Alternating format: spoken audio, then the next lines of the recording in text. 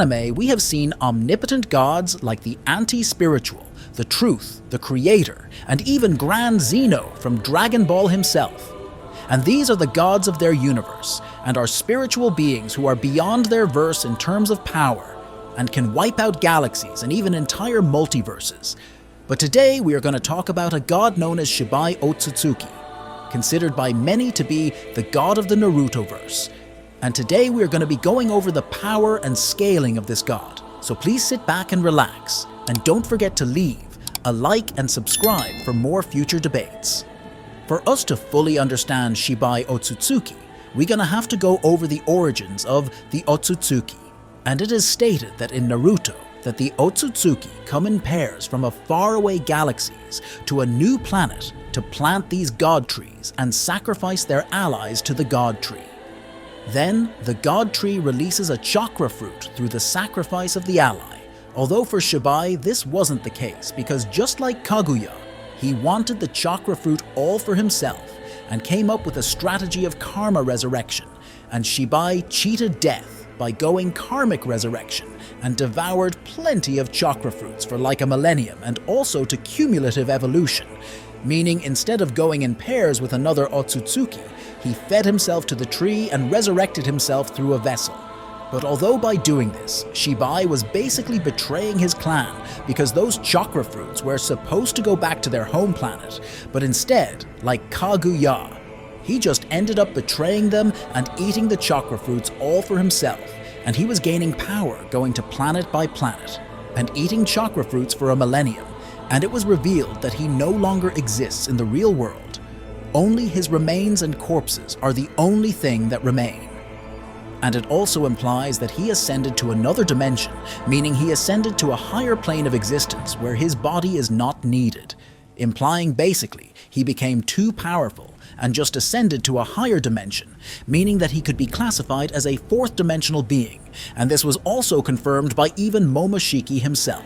Now regarding his abilities, it was stated by Amado that there were quite impressive, meaning that he was implying that he could do godlike abilities without needing hand signs like ninjutsu or sage art.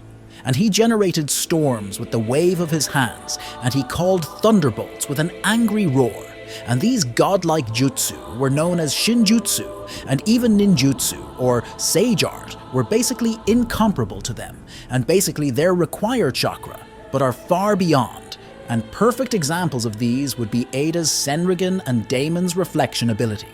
And the most powerful one of them all is omnipotence. And it was also later explained by Momoshiki that omnipotence is the ultimate power that only an omniscient and omnipotent God can control, and Momoshiki further explains by saying that God used it in the process of creating this world, and it's what omnipotence is. And basically what this means is it allows you to manipulate and rewrite reality and change reality to your needs. And we even saw this being used in chapter 79 of the Boruto manga when Kawaki gets his wish, and he and Boruto lives were reversed and altered, and Momoshiki further adding that it was altered to a great extent. But regarding to the limitations of the omnipotence, it is stated that the Otsutsuki are not affected by it, and even the caster is immune to it, meaning that Shibai wouldn't be affected by it. But although the power omnipotence is still a strong ability, and can do things on a cosmic level, and even in the Naruto-verse, no one can counter or rewrite its doing. But basically, in all areas, Shibai is literally a broken character and is pretty much a god-level being, and also taking into account that he is a fourth-dimensional being, which means he rests in a higher plane than even another anime characters, and including his Shinjutsu.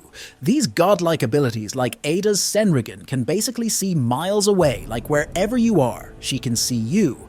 And then there is Damon's reflection ability, which when one even thinks of punching him, your attack will come flying back to you. Like, imagine if Saitama tried to punch him, his attack would come flying back to him, which then implies Saitama would not be able to hurt Shibai. But basically, Shibai is just too powerful for the Naruto-verse. And what could you expect from a guy who has been eating thousands of chakra fruits for a millennium and become godly every single time and became a fourth-dimensional being? I don't think anyone in his verse scales anywhere near him, and I don't see how our main characters can even put up a fight against him. And as of now, I consider him to be the strongest character in all of the Naruto franchise. Well, thanks for watching, and I'll see you next time.